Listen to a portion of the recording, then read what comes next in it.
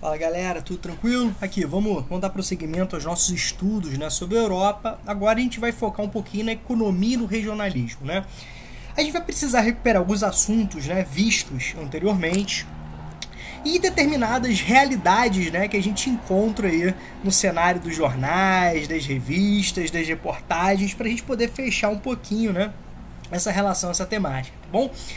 A gente vai aqui, né, existe esse regionalismo proposto, né? Obviamente, essa é uma das formas, né, didáticas de regionalizar a Europa em termos econômicos, mas não é a única forma, tá? É apenas uma forma didática de regionalização da Europa. Sempre lembrando que o conceito, né, de região, de regionalismo, né, para a geografia é extremamente importante, que significa você pegar um todo, que no nosso caso é a Europa, e dividir em partes, nesse caso partes, né, porções, né, com características econômicas, a partir de critérios diferentes. Os critérios têm a ver com os objetivos, tá legal?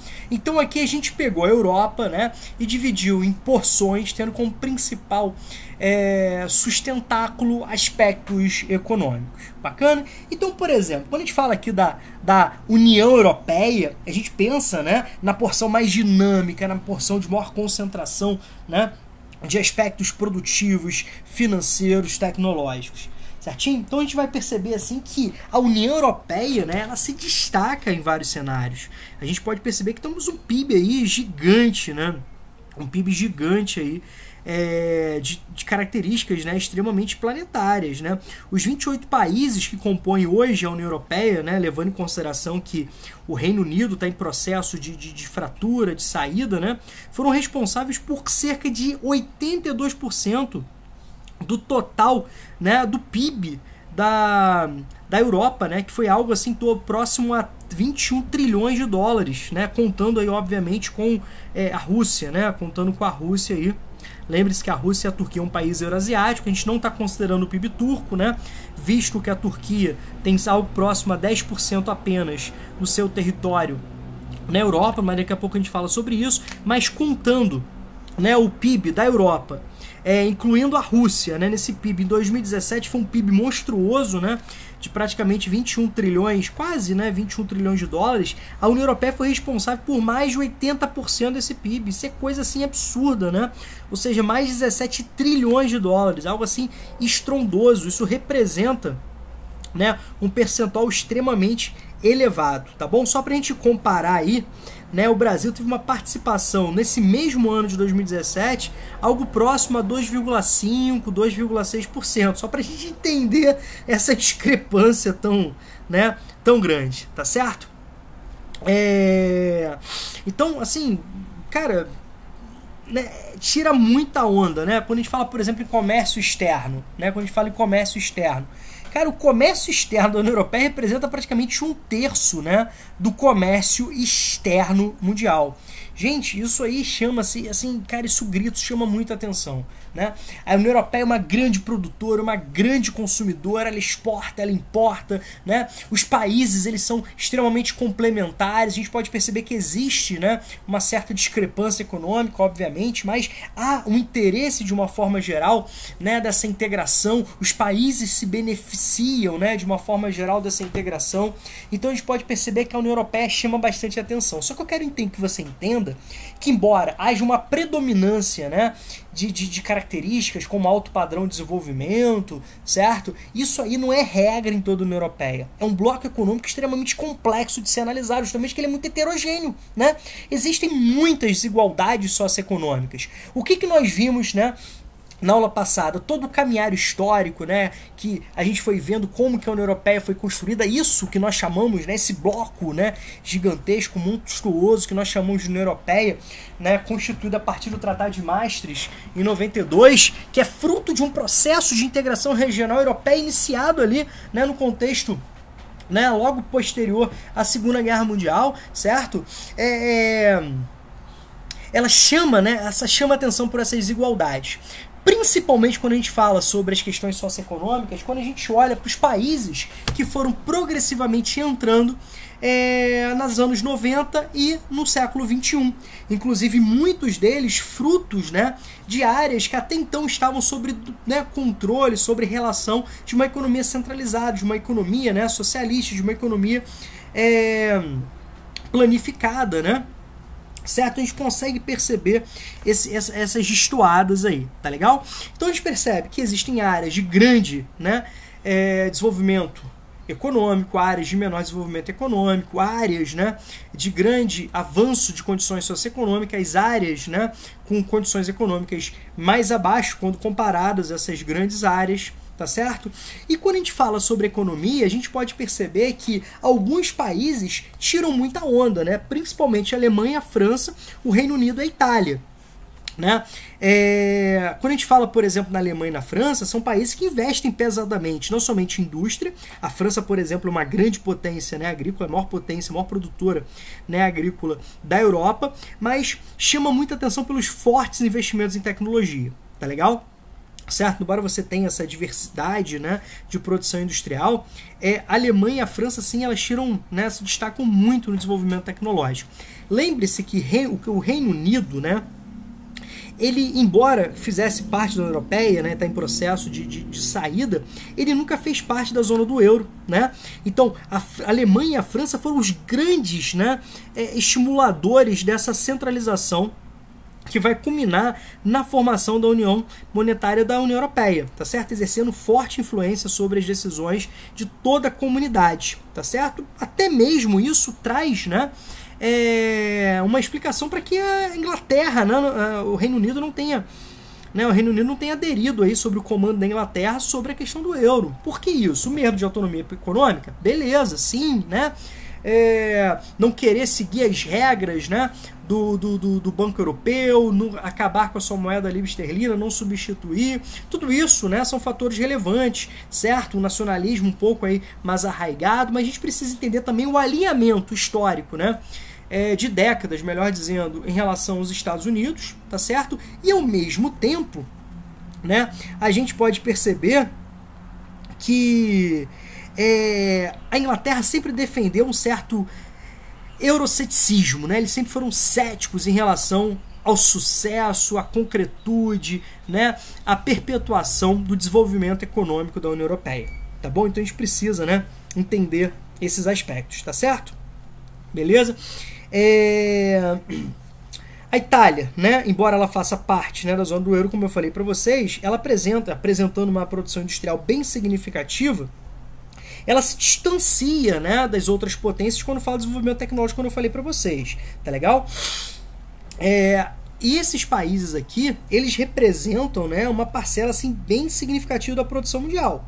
Cara, eles tiram muita onda, né, na produção mundial, certo? Quando a gente fala sobre, né, quando a gente fala desses países. E outro ponto assim, importante, né, que a França e a Alemanha, nos últimos anos, né, nas últimas décadas, elas se uniram e defenderam uma forte integração de forma a ter um contraponto em relação ao poderio, né, geopolítico dos Estados Unidos em termos de política externa. A gente pode perceber que principalmente a Alemanha, né, se contrapondo à política externa dos Estados Unidos, de uma forma diplomática, obviamente, mas de uma forma muito firme, né, muito articulada, com diálogos assim, e mostrando, né, que os Estados Unidos cometem excessos em vários aspectos, sobretudo em relação à sua política externa de cunho militar.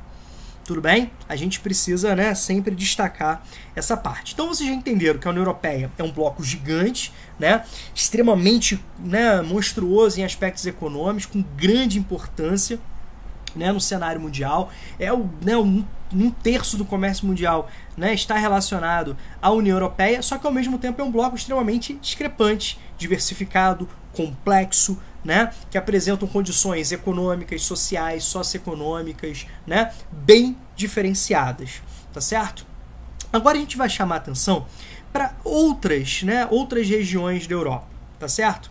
É isso que nessa forma de regionalista está sendo chamado de a outra Europa, ou seja, a Europa que não faz parte nem da União Europeia e nem da Comunidade dos Estados Independentes. A CEI, né, a Comunidade dos Estados Independentes, é fruto, né, do processo que levou a fragmentação, está ligado diretamente à fragmentação da União Soviética. A União Soviética, ela entra, né, em crise, principalmente nos anos 80, um processo de derrocada, né, que ganha corpo principalmente a partir de 1985. Né? Em 91 nós temos o fim da União Soviética e a fragmentação em 15 repúblicas. Essas 15 repúblicas inicialmente se integraram, né, sob o comando, sobre a tutela, sobre a influência da Federação Russa, que é a república, né, a principal herdeira da União Soviética em termos de poderio político, econômico e militar, certo? Criando, né, esse grande bloco econômico extremamente importante para a Federação Russa, de forma a manter o fornecimento agrícola, manter, né, uma relação comercial extremamente necessária, manter rotas, né, de terrestres, rotas de dutos, né, de combustíveis, gasodutos, oleodutos.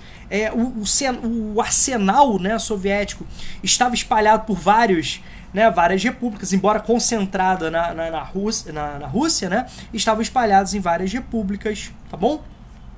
Então tudo isso foi muito importante. Mas eu não quero entrar aqui, né, muito profundamente falar sobre a SEI, porque a gente vai ter capítulos, né, momentos específicos para a gente estudar, para a gente destrinchar características da SEI.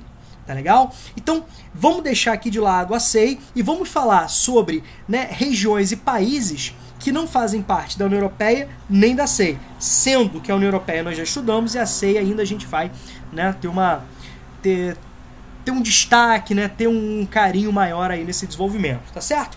Então vamos falar aqui de um lado, né, nós temos a Noruega, a Islândia, a Suíça, a Geórgia, a Turquia, né? Lembrando que a Turquia é um país euroasiático, cerca de 10% do seu território que está, né, na Europa, incluindo Istambul, mas daqui a pouco a gente fala um pouquinho sobre a Turquia. A Geórgia faz parte, né, de uma dessas fragmentações da União Soviética, e eu queria chamar a atenção para a Noruega, para a Islândia e para a Suíça, tá legal?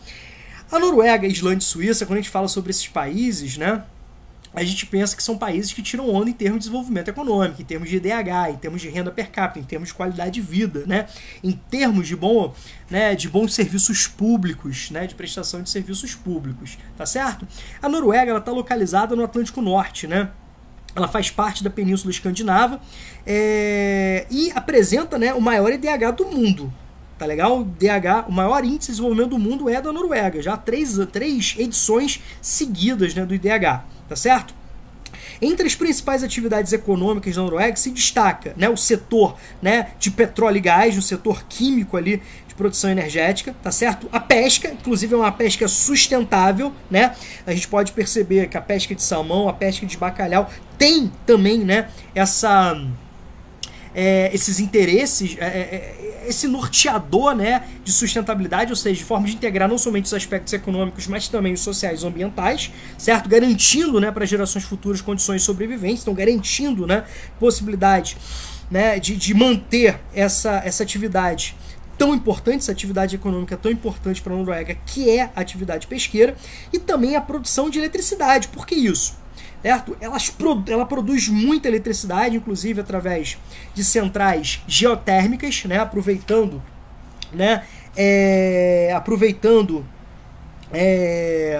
o seu posicionamento geográfico, aproveitando, né, a energia proveniente do interior do planeta. Nós temos ali centrais geotérmicas e nós temos muita produção de energia, tá certo? Que é exportada para outras regiões da Europa. Então são os três principais eixos econômicos, né? A produção de petróleo e gás, tá bom? Que é ligada à questão energética, né? A pesca e a produção de eletricidade, né? São as principais atividades econômicas da Noruega. A Islândia também tira onda, tá? Nenhum desses países tira onda, nem a Noruega nem a Islândia tira onda em termos de população, mas em termos de qualidade de vida. Essa população vive em boas condições de vida, tá legal? A Islândia, né, ela se localiza mais ao norte, né, do Oceano Atlântico, em latitudes mais elevadas, né, quando comparados à própria Noruega, tá?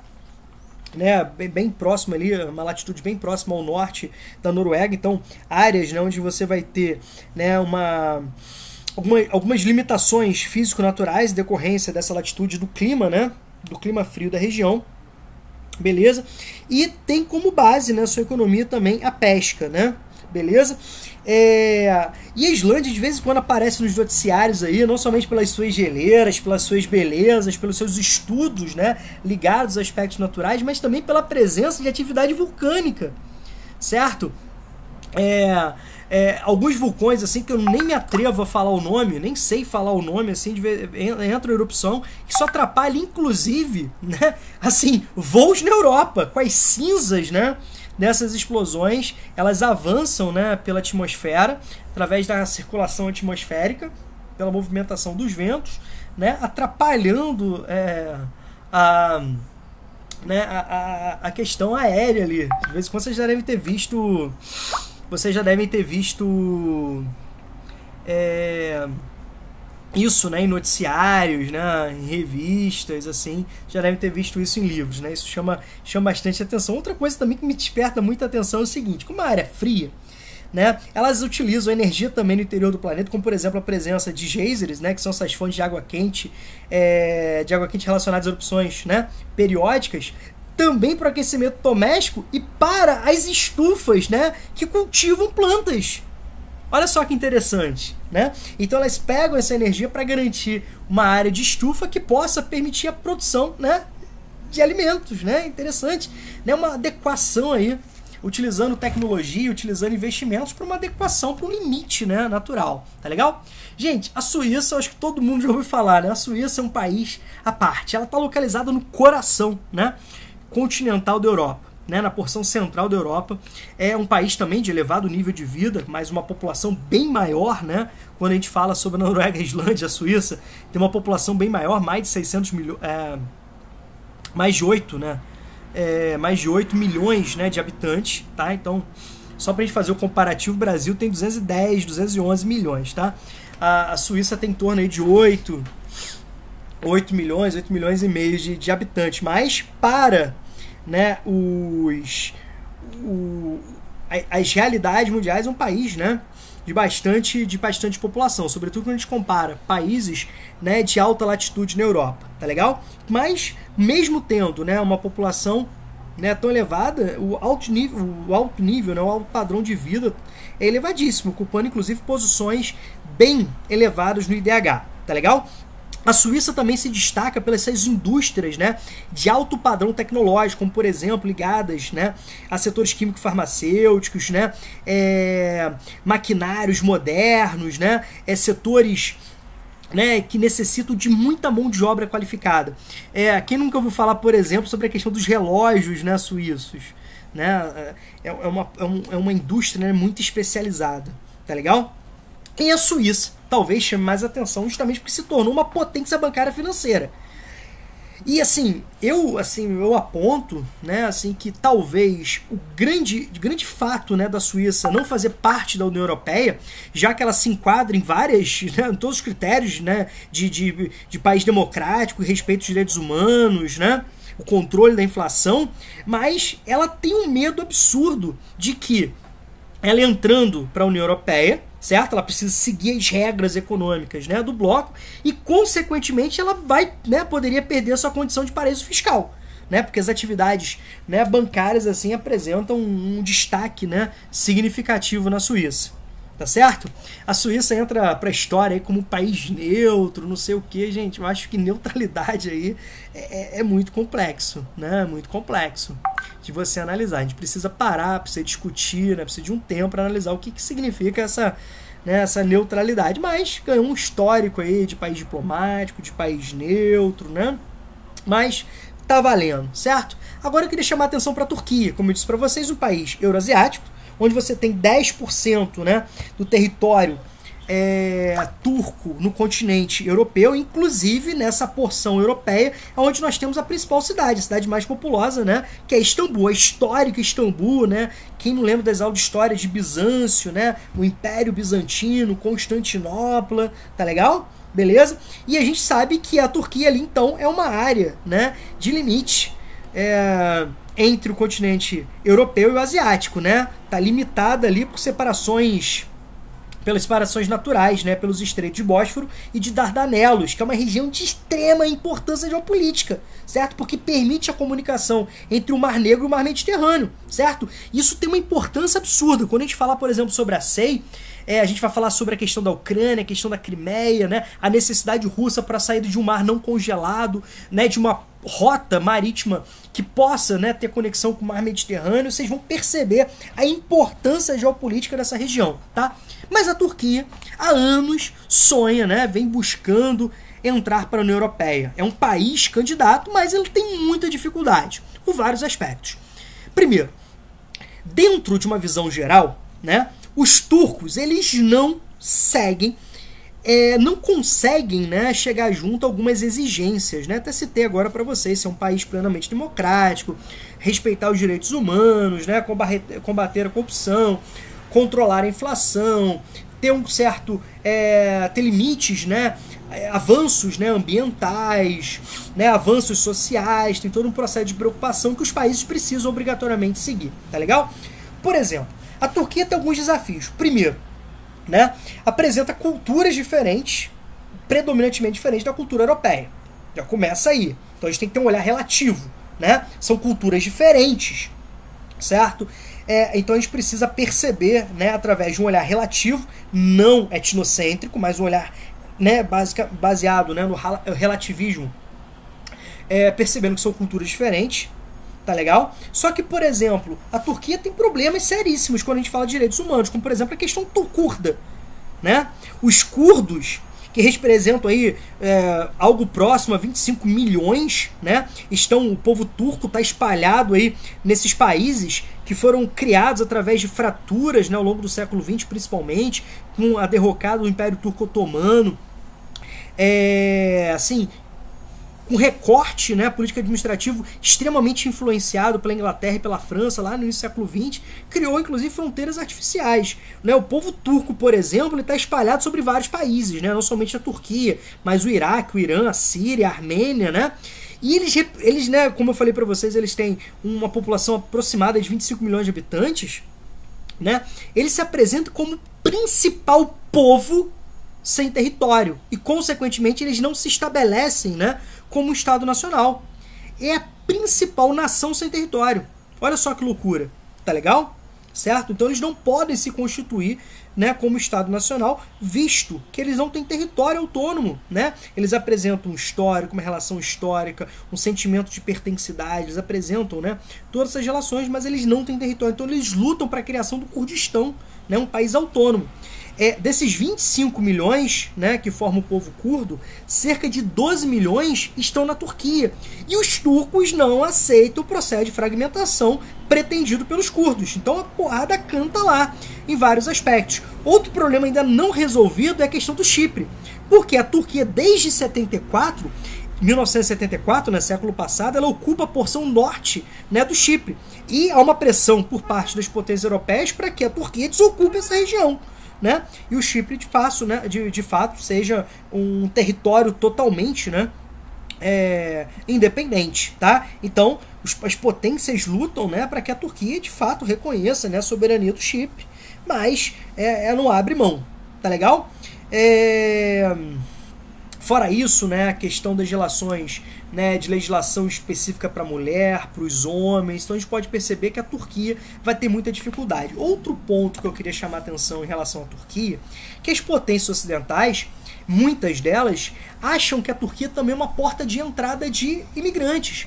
Então, à medida, né, que aumenta-se o volume de imigrantes pela crise, né, na Síria, pela guerra civil na Síria, pela questão do Estado Islâmico, pelos conflitos, né, geopolíticos na região, que aumentou o fluxo de imigrantes, de refugiados em relação à Europa, né, muitos olham a Turquia como uma porta de entrada de imigrantes, certo? Então, assim, existem vários ingredientes que dificultam a entrada da Turquia na União Europeia, embora seja pretensão turca já há alguns anos, tá legal? Outro ponto que eu queria chamar a atenção para vocês são os países, né, que faziam parte, né, da antiga Iugoslávia. A Iugoslávia aí criada como mudança aí no mapa europeu pós Primeira Guerra Mundial, ali comportando línguas diferentes, né? Um Estado que comportava línguas diferentes, culturas diferentes, etnias diferentes, né? Religiões, né, diferentes. Então era um retalho ali histórico-cultural. Durante a Segunda Guerra Mundial, durante, né, a invasão nazi-fascista, a presença nazi-fascista, há uma resistência muito forte, liderada, né, por um militar um general, né, chamado Joseph Broz, mais conhecido como General Tito, né? Ele lidera essa resistência, ele consegue, né, expulsar os nazistas e ele se torna um líder político, né, pós Segunda Guerra Mundial da Iugoslávia. A Iugoslávia que vai se organizar aos moldes socialistas, nesse contexto aí de Guerra Fria, mas ela não vai aceitar ser uma área, né, de influência de Moscou, de influência soviética, né? Então isso até vai ser um ponto positivo para que, né, o mundo ocidental não desfechasse tanto, né, arroxo econômico, tanto arroxo político, tantas críticas, né, em relação à Turquia, tá? Perdão, em relação à Iugoslávia, tá bom? Mas até 1980, cara, assim, a Turquia estava avançando muito em termos sociais, em termos econômicos, qualidade de vida, né? Mas Tito morre em 1980, certo? E aquele sentimento, né? Aquele nacionalismo, aquele sentimento de nacionalidade começa a minar, começa assim a transparecer, né, as contradições, as diferenças étnicas, linguísticas, religiosas, mas vai ser justamente esse contexto de final de Guerra Fria, esse contexto de fim da União Soviética que vai acender a fagulha, que vai explodir, né, a bomba da fragmentação da Iugoslávia, certo? Dentro dessa lógica de conflitos étnicos, nacionalistas, né, por independência, por fratura, a gente vai perceber que a Iugoslávia ela vai progressivamente se fraturando. Nós temos, né, a fragmentação da Iugoslávia, né, em várias nações, né? A Macedônia, a Eslovênia, a Croácia, a Bósnia, né? A Guerra da Bósnia é considerada a maior guerra no continente europeu, assim, a pior guerra no continente europeu depois da Segunda Guerra Mundial, com direito a campos de concentração, a campos de extermínio por parte, né, da Iugoslávia, que era presidida por um cara chamado Slobodan Milošević, que foi condenado por crimes internacionais, né, crimes contra a humanidade, mas ele faleceu até mesmo antes de cumprir, né, a sua pena, né, com a presença, inclusive, e participação internacional, né, a OTAN participa, né, da guerra da Bósnia contra a Sérvia para garantir a independência, né, da Bósnia. Tá legal? Não quer dizer que na Croácia, né, na Eslovênia e na Macedônia foi tudo mil maravilhas, né? Não foram, né? Os processos de fragmentação não foram mil maravilhas, mas assim, quando comparados à Guerra da Bósnia, foram muito mais tranquilos, né? Muito mais serenos, menos agressivos, menos bélicos e, consequentemente, né, de menor perdas, né, humanas. Tá legal? E eu queria chamar a atenção para 2 pontos, né? Primeiro, Montenegro, que se separou da Sérvia por um plebiscito, certo? No início do século XXI. Então, assim, foi uma separação diplomática, onde a população de Montenegro decidiu se afastar da Sérvia, né? A Sérvia é a região, era, né, a região da Iugoslávia mais forte, econômica, politicamente, mais influente, né? Inclusive maior poderio.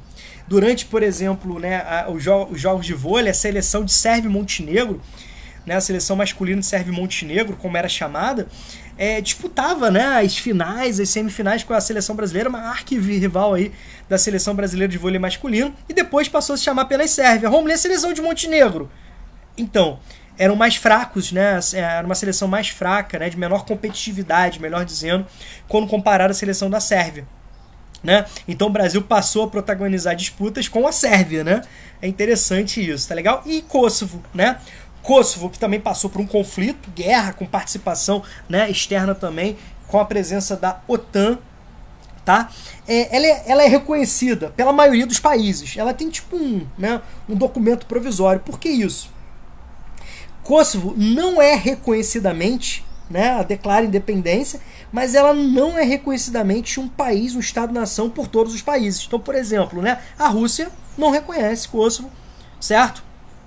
Poderia ser um tiro no pé, né? A gente vai ver que a Rússia também tem vários problemas fronteiriços, né? Vários problemas de conflitos étnicos, de fragmentação territorial.